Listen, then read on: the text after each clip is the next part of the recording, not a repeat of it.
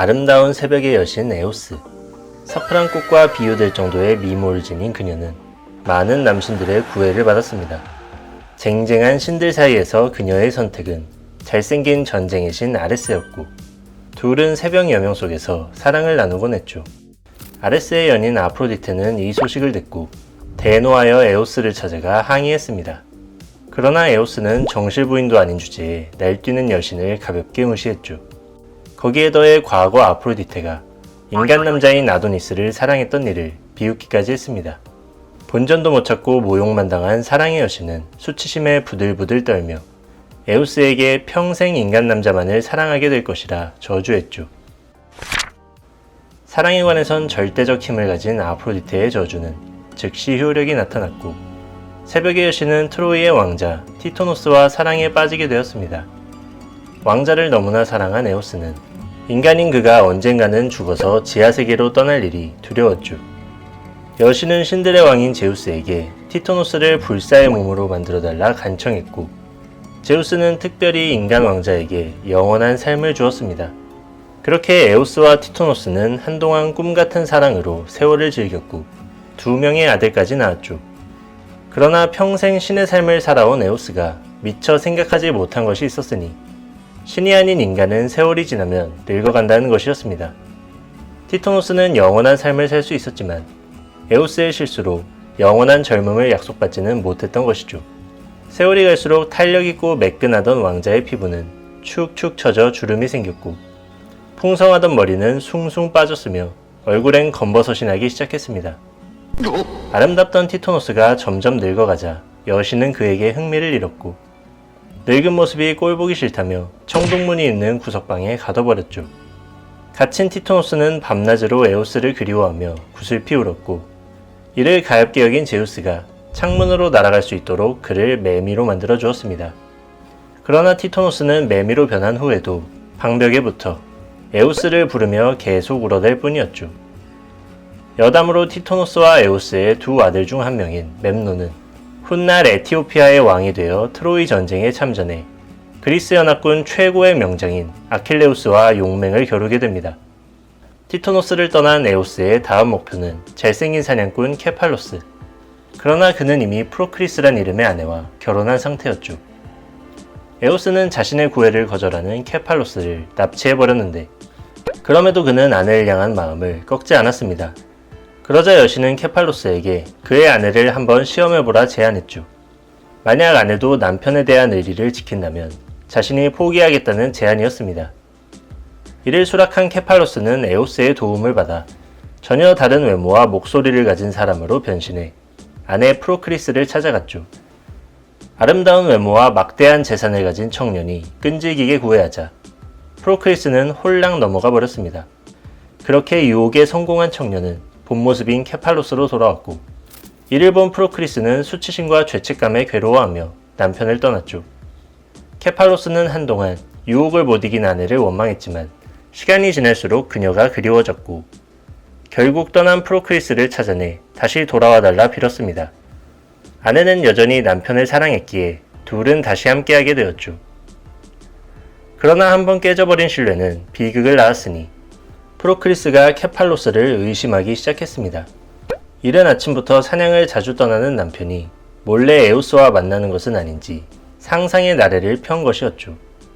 어설픈 상상은 곧 타오르는 질투가 되었고, 결국 프로크리스는 남편을 감시하기 위해 그가 사냥을 간 숲에 숨어들었습니다. 이때 아무것도 모르고 숲을 살피던 케팔로스는 덤불이 움직이는 것을 보고 힘껏 창을 던졌죠. 그러나 짐승인 줄 알았던 것은 사실 숨어든 프로크리스였고, 아내는 남편이 던진 창에 꿰뚫려 안타까운 죽음을 맞고 맙니다. 케팔로스는 죽은 아내의 시신을 부여잡은 채 목 놓아 울부짖었고, 에오스 여신은 그들을 비웃으며 다시 젊은 인간 남자를 찾아 날아가 버렸습니다. 포세이돈의 아들이자 알로스의 왕인 알로에우스에게는 이피메데이아라는 아내가 있었습니다. 이피메데이아는 남편보다 남편의 아버지인 포세이돈을 더 사랑하고 있었죠. 그녀는 매일 해변으로 나가 포세이돈을 생각하며 바닷물에 몸을 담갔는데, 바다의 신 역시 그녀의 마음을 알게 된 후 그 사랑에 보답하고 싶어 했습니다. 그러나 아들의 여인을 탐했다는 소문이 두려웠기에 본 모습을 드러낼 수는 없었죠. 포세이돈은 아무도 자신을 못 알아보도록 파도 거품으로 변신해 해변에 있던 이피메데이아와 사랑을 나누었습니다. 그렇게 임신한 이피메데이아는 오토스와 에피알테스라는 쌍둥이 형제를 낳았죠. 이 쌍둥이는 알로에우스의 아들이라는 의미로 알로아다이라 불렸습니다. 알로아다이 형제는 금세 엄청난 거인으로 자랐는데 9살이 되었을 때의 키가 무려 16m를 넘었다고 하죠. 포세이돈의 아들들답게 성격이 사납고 힘이 장사였던 형제는 올림포스의 신들을 몰아내고 세계의 지배권을 차지하기로 의기투합했습니다. 이들은 올림포스 산 위에 오사산과 펠리온 산을 쌓아 하늘로 올라가는 길을 만들려 했죠. 이 불경한 행동에 성질 급한 군신 아레스가 내려가서 쌍둥이와 싸웠지만 예상보다 더 강한 힘을 가진 형제에게 제압당해 거대한 청동항아리에 갇히고 맙니다. 전쟁의 신을 제압한 이들은 더욱 기세등등해졌고 조만간에 오토스는 아르테미스 여신을, 에피알테스는 헤라 여신을 아내로 삼겠다며 오만을 떨었죠. 자존심 강한 순결의 여신 아르테미스는 이들의 방자한 엄포에 분노했습니다. 그러나 정면으로 부딪혀서는 승산이 없다고 판단한 여신은 지혜를 짜내 알로아다이 형제가 사냥을 하고 있던 낙소스 섬에 몰래 잠입했죠. 아르테미스는 크고 탐스러운 사슴으로 변신해 창을 들고 있던 두 형제 사이에 끼어들었습니다. 멋진 사냥감을 발견한 형제는 동시에 사슴을 향해 창을 던졌는데 사슴은 순식간에 사라지고 두 개의 창은 그대로 날아가 각각 형제의 가슴팍에 꽂혀버렸죠. 그렇게 힘만 셌던 두 형제는 서로의 손에 어이없는 최후를 맞습니다. 포세이돈에게는 여러 아들이 있지만 그중 적자이자 후계자라 할 만한 아들은 트리톤뿐이죠.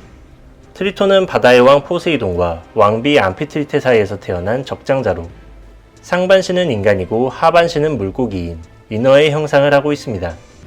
그는 부모님과 함께 바닷속 황금 궁전에서 살다가 포세이돈이 어딘가로 행차할 때는 옆에서 수행하며 거대한 소라고둥을 불어 아버지의 등장을 알리곤 했죠. 바다의 보배인 이 소라고둥은 거대한 파도를 잠재우기도 하고 적의 사기를 꺾어놓는데도 사용되었습니다. 트리톤은 아버지가 포세이돈이라 그런지 난폭하고 거친 면이 있었는데 제사를 지내기 전에 바다에서 목욕하던 디오니소스의 여신도들을 덮치기도 하고 해변 마을을 습격해 가축을 약탈하기도 하는 등 태악질을 부리곤 했죠.